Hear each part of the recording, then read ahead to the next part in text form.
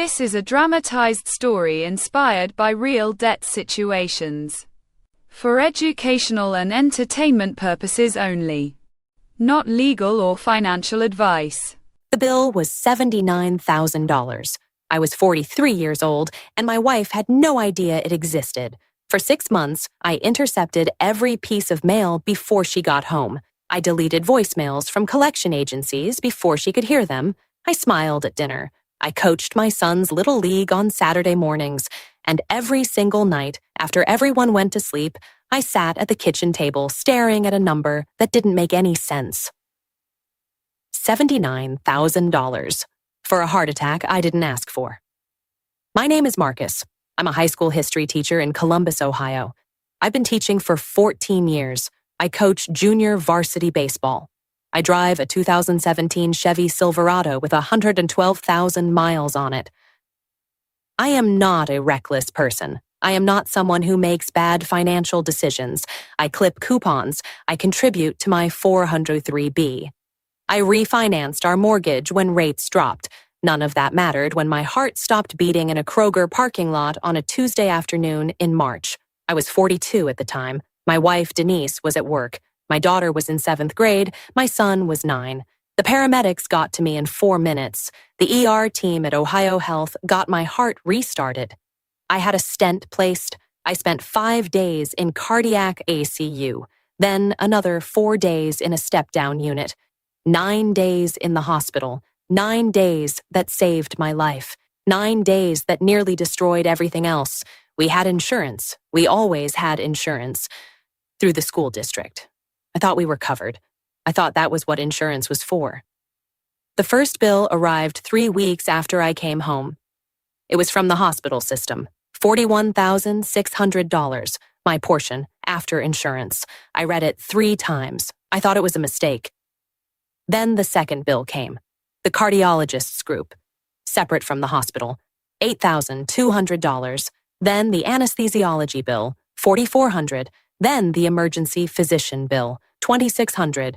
Then the imaging center, $1,100. Then the ambulance service, $1,800.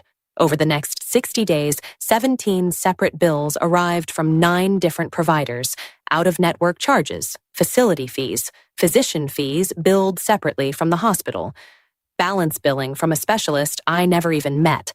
Apparently, he reviewed my chart once. Total, $79,240. My out-of-pocket obligation after insurance paid its share. I made $58,000 a year. My wife, Denise, worked as a dental hygienist. She made $44,000. Our combined gross income was $102,000. We had a mortgage. We had 2 car payments. We had my student loans, still carrying $18,000 from my master's degree. We had a credit card with about $9,000 on it from a rough year when our furnace died and our basement flooded back to back. We were not rich, but we were okay. We were managing. $79,000 changed the math completely. I didn't tell Denise right away. I told myself I needed time to figure it out first. I told myself I'd have a plan before I brought it to her. She had been so scared when I had the heart attack. She had cried in ways I had never seen her cry. I couldn't put more fear on top of that fear. I wasn't ready, so I started managing the mail. I called each provider individually and asked about payment plans. Most of them offered plans with 0 interest if you paid within 12 months. The hospital offered a financial hardship application, but when I looked at the income threshold, we were over it. Barely, but over it. So I started putting bills on credit cards. I opened a new card with a 0% intro APR and put $14,000 on it. Then another card. Then I did a balance transfer. Then I called about a personal loan from our credit union. For 3 months, I was juggling like a man who had convinced himself juggling was sustainable. Meanwhile, I was still recovering physically. The cardiologist put me on 4 medications. 2 of them cost $310 a month after insurance. I didn't tell Denise what those cost. I just paid it. By October, 7 months after the heart attack, here is what the picture actually looked like. The original medical bills. $79,000. Of that, I had managed to negotiate and pay down about $12,000 through payment plans. $67,000 still owed across various providers and collection accounts. New credit card debt from paying medical bills. $22,400. Existing credit card. $9,000, now at 21% interest because I had missed 2 payments. Student loans, still $18,000. Mortgage, $161,000 remaining. 2 car loans, combined $23,000. Total non-mortgage debt, $137,000. I was a high school teacher with $137,000 in debt, a heart condition, and a wife who thought we were fine. The day it collapsed was a Wednesday in November. Denise got home before me. She was going through the mail, something I had asked her a dozen times not to do, always with some excuse about how I'd get to it. I was expecting something important. This time, I was 20 minutes late because of a parent-teacher conference. When I walked through the door, she was standing at the kitchen counter. She wasn't crying. She was very still. In her hand was a letter from a collection agency. It referenced a medical account. Original creditor, Ohio Health. Balance, $14,200. It had been referred for collection. She looked at me and said, quietly, with a stillness that was worse than yelling, "How long?" I couldn't answer. I just stood there in my coat. "Marcus, how long have you been hiding this?" I sat down at the table and I told her everything, the full number, the credit cards, the payment plans, all of it. She didn't yell. She didn't throw anything. She sat across from me at that kitchen table and she cried in a quiet way that was much worse than anything loud would have been. And she said, "I thought we were partners." That sentence lived in my chest for a long time afterward. The next morning, she called in late to work. We sat together and laid out every single bill, every statement, every collection notice. We built a spreadsheet. We added every number, $137,000. We sat there looking at that number for a long time. Denise said, "We need help, not from each other, from someone who knows what to do." She was right. The first thing I did was make an appointment with a nonprofit credit counseling agency, a NFCC member organization. I found them through the National Foundation for Credit Counseling website. The counselor's name was Patricia. She was calm and direct in a way that I needed. Patricia looked at our full financial picture and said 2 things. First, some of these medical bills may still be negotiable, even the ones in collections. Medical debt has different rules than other debt. As of 2023, medical collections under $500 can no longer appear on credit reports, and many hospitals have charity care programs with income thresholds that are higher than people assume, sometimes up to 400% of the federal poverty level. Second, we needed to talk to a bankruptcy attorney. Not because bankruptcy was definitely the answer, but because at our debt level and income, we needed to understand all of our options on the table. I want to be honest.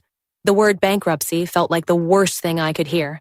I had spent 30 years believing that bankruptcy meant failure, that it was something that happened to irresponsible people. Patricia looked at me and said, "Bankruptcy is a legal tool that exists specifically for situations like yours. It was designed for this." We made an appointment with a bankruptcy attorney, a board-certified specialist. Most offer free initial consultations. Ours was 45 minutes. He explained the 2 main options people in our situation typically consider. Chapter 7. Bankruptcy is a liquidation bankruptcy. It can discharge, meaning completely eliminate, most unsecured debt, including medical bills and credit card debt. The process typically takes 3 to 6 months. However, to qualify, you must pass what's called the means test, which looks at your income relative to the median income for your state. For our household income in Ohio, we were at the upper edge of eligibility. There was also the question of assets. Under Chapter 7, a trustee can liquidate non-exempt assets to pay creditors. Our home equity and retirement accounts were largely protected under Ohio exemptions, but it required a careful analysis. Chapter 13. Bankruptcy is a reorganization bankruptcy. Instead of discharging debt immediately, you enter a 3 to 5 year repayment plan based on your disposable income. Of the plan, remaining eligible balances are discharged. Chapter 13 allows you to keep assets you might lose under Chapter 7, and it can also help catch up on mortgage arrears if foreclosure is a risk. The attorney was direct. He said we were likely candidates for Chapter 13 given our income level and the fact that we wanted to protect the house. He also said something I needed to hear. Both options will impact your credit score and your FICO score significantly in the short term. A Chapter 13 stays on your credit report for 7 years. Chapter 7 stays for 10. But people rebuild. This is not permanent. He told us to consult with at least one other attorney before making any decision and to get a second opinion on the medical bill negotiations. He said to never make any financial or legal decisions in a state of panic. We also called the hospital's billing department directly, armed now with the right questions. We asked specifically about their charity care policy and financial hardship program. It turned out our joint income did qualify under a specific hardship tier for the amount remaining. We applied. 3 weeks later, we received a letter reducing the remaining hospital balance by 61%. 61%. Denise and I sat at that kitchen table again, the same table where everything had collapsed, and we looked at a different number. It was still a big number. We still had decisions to make. We still needed the attorney and the counselor and the plan, but it was a different number, and we were facing it together this time. I won't tell you it was fixed. I won't tell you there was some magic moment where everything was okay. The credit card interest was still real. The collection calls were still real. My credit score had dropped significantly.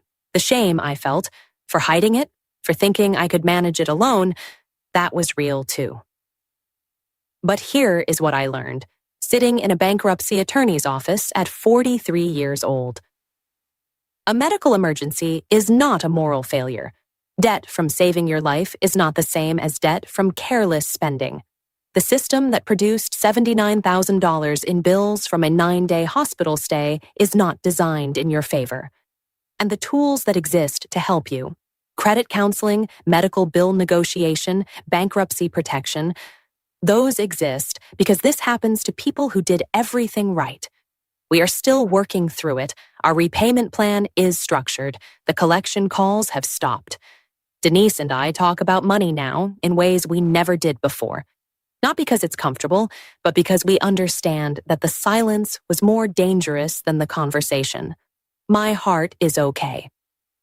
I take my medication. I coach baseball on Saturdays, and every night I don't have to sit at that table alone anymore. If any part of this story sounded familiar, the intercepted mail, the number that doesn't make sense, the feeling that you can manage it yourself if you just have a little more time, please get the free debt checklist linked in the description below. It covers medical bill negotiation steps, how to find nonprofit credit counseling, and what to ask a bankruptcy attorney in your first consultation. And always, always consult a licensed professional before making any financial or legal decisions. Get the free debt checklist in the description. Link below.